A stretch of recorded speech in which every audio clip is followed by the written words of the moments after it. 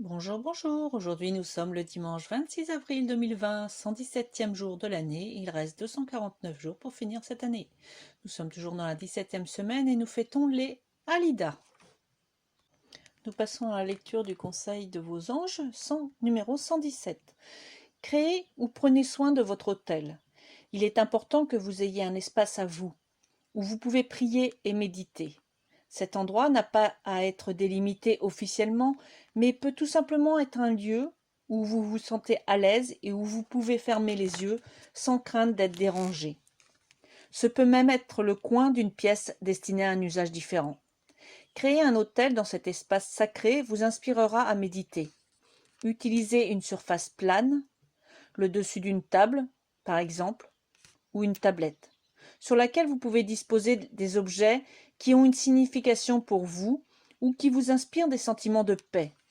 Vous voudrez peut-être y ajouter certains éléments de la nature comme des plumes, des coquillages ou des cristaux. Cet endroit vous servira de point central pour la prière ou la méditation. Et avec le temps, il s'imprégnera d'une énergie profondément spirituelle. Commencez l'installation de votre hôtel dès aujourd'hui. Si vous avez déjà un hôtel, faites-en le ménage.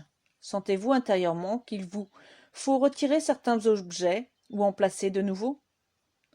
À mesure que vous installez votre hôtel, prenez note des impressions qui s'éveillent en vous.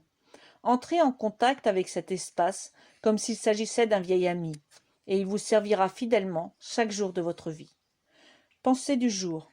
Je prends le temps de créer mon hôtel ou d'en prendre soin, afin d'en faire mon endroit de prédilection pour la prière et le recueillement. C'est un endroit où je peux lâcher prise, exprimer à l'esprit mes véritables sentiments et honorer ma voix divine. Je reprends la lecture du livre de Louise Hay à la page 259. À 15 ans, ne supportant plus les avances sexuelles de mon beau-père, je décidai de fuir. Je quittai donc la maison et l'école pour m'engager comme serveuse dans un café. Ce travail me paraissait bien moins pénible que les tâches qu'on me confiait à la maison. Totalement frustrée d'amour et d'affection, je m'offrais à qui me témoignait la moindre gentillesse. À 16 ans, j'attendais déjà une petite fille. Comme je ne me sentais pas capable de l'élever, je trouvai un couple qui désirait ardemment un enfant et qui prit soin de moi pendant les 4 derniers mois de ma grossesse. Ils donnèrent leur nom à ma fille. Ainsi je ne connus jamais les joies de la maternité, mais seulement un profond sentiment de culpabilité, de honte et d'échec.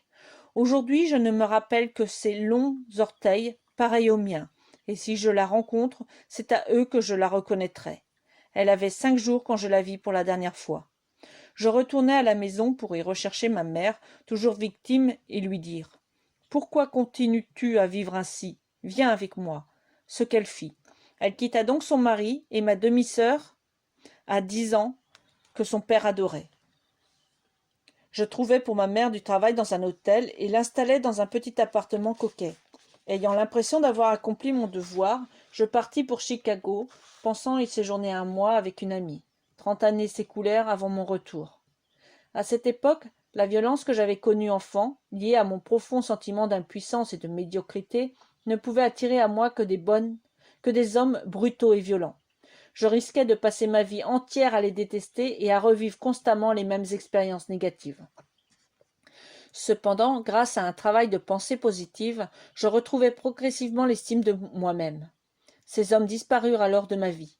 Ils ne concordaient plus à cet ancien schéma de pensée qui me poussait à croire que je ne méritais que de mauvais traitements. Je ne les condamne pas, sachant que je ne les aurais pas connus sans ce schéma.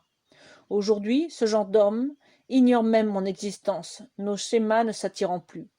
Après quelques années passées à Chicago à vivre d'expédients, je partis pour New York où une chance incroyable me fit trouver un emploi de mannequin. Pourtant, même ce travail ne suffit pas pour que je regagne ma propre estime. En effet, chaque fois que je me regardais dans un miroir, je ne me trouvais que des défauts. Je vécus dans le monde de la haute couture pendant de nombreuses années. J'y rencontrai un merveilleux Anglais de bonne famille que j'épousai quelques mois plus tard.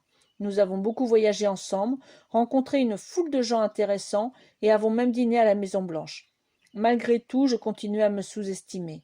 Seul un travail intérieur pouvait mettre fin à ce comportement négatif. Un jour, après 14 ans de mariage, au moment même où je commençais à croire à un bonheur durable, il m'annonça brutalement qu'il me quittait pour une autre femme. Le monde s'écroula autour de moi et je vécus plusieurs mois très pénibles. Mais avec le temps, je parviens à remonter la pente. Je me sentais aussi changé. Un numérologue confirma cette amélioration en m'annonçant que l'automne suivant, un petit événement qui bouleverserait ma vie. Cet événement fut si anodin que je n'en pris conscience qu'après plusieurs mois. Je m'étais rendu à une conférence organisée à New York par l'Église de la science religieuse. Bien qu'ignorant ces dogmes, j'entendais comme une voix me disant « Écoute attentivement ». Ce que je fis en me rendant au culte du dimanche, mais aussi en m'inscrivant aux cours hebdomadaires donnés par cette institution. Peu à peu, je me détachai du milieu de la mode. Ma taille ou le dessin de mes sourcils me paraissaient des préoccupations bien futiles. À cette époque, je dévorais tous les livres sur la métaphysique et la guérison. Fin de la lecture pour aujourd'hui. J'ai encore une quinzaine de pages dans le livre et j'ai bientôt fini ce livre. Donc n'hésite pas à me faire une suggestion de lecture. Je te souhaite toujours de prendre beaucoup de plaisir à ce que tu vas faire dans cette journée et je te souhaite une très très belle fin de journée. Et donc, surtout, te rappelle, dans la joie et la bonne humeur. Et je te dis à demain.